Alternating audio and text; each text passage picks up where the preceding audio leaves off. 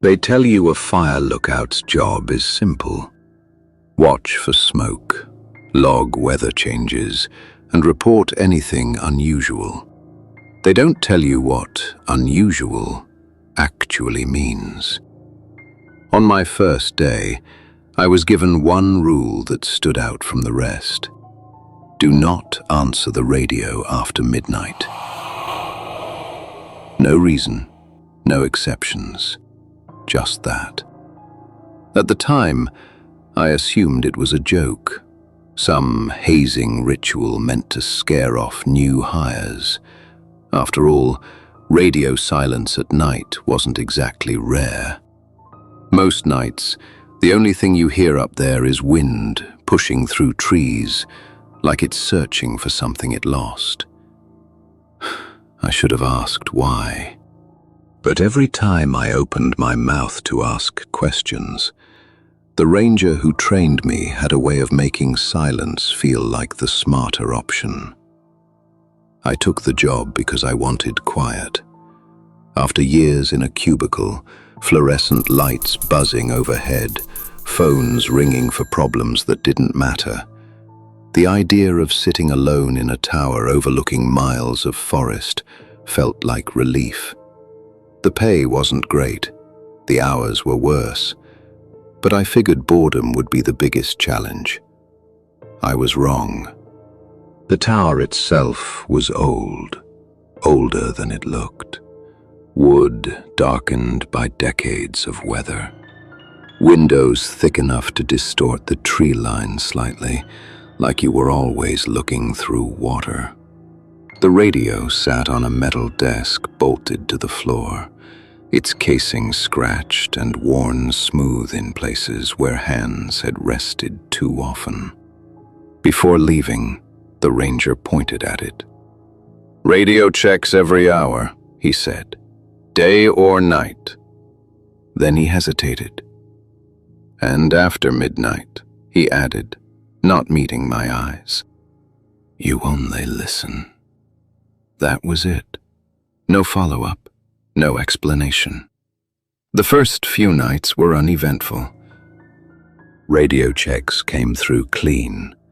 Dispatch, other towers, the occasional ranger vehicle reporting movement near access roads. After midnight, nothing.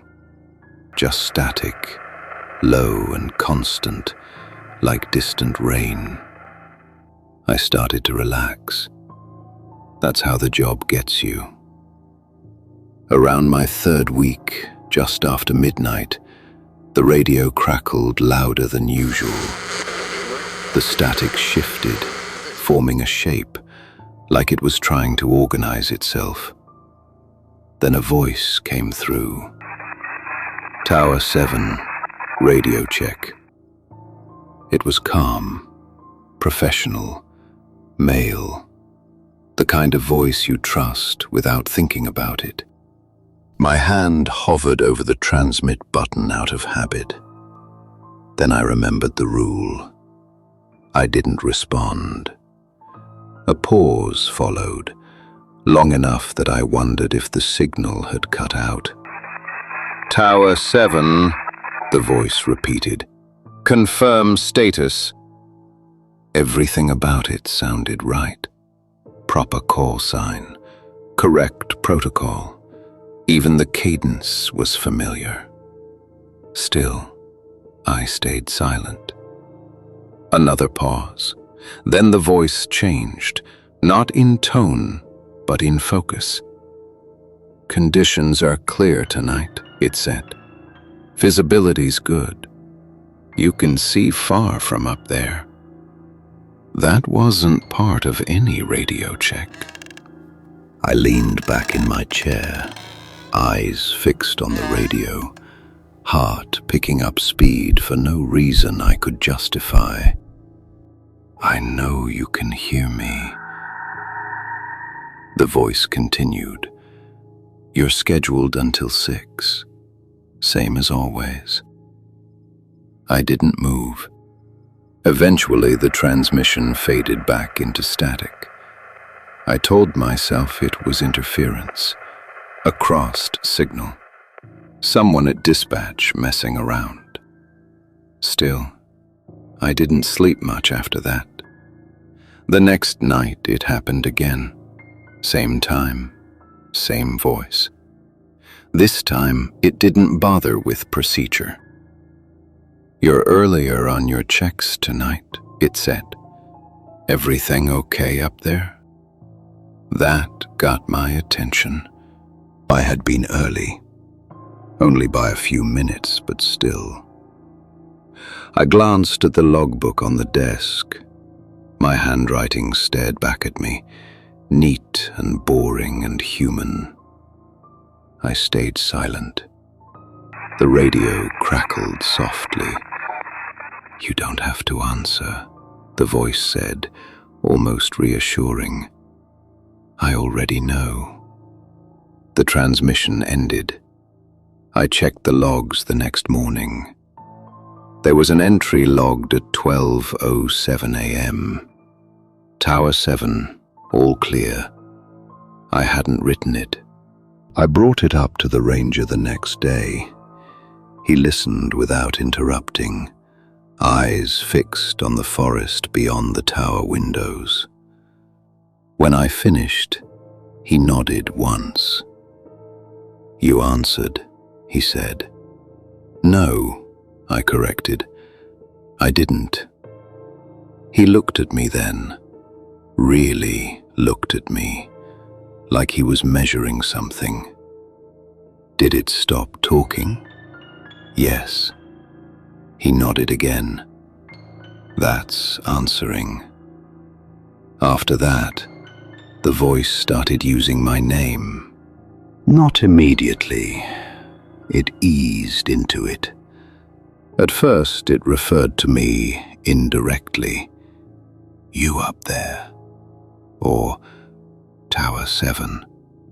Then one night, casual as anything, it said, "Long shift tonight, isn't it?" I felt cold all over. The name came the following night, said softly, like it didn't want anyone else to hear. I didn't sleep at all after that. Things escalated slowly. The voice began predicting small things.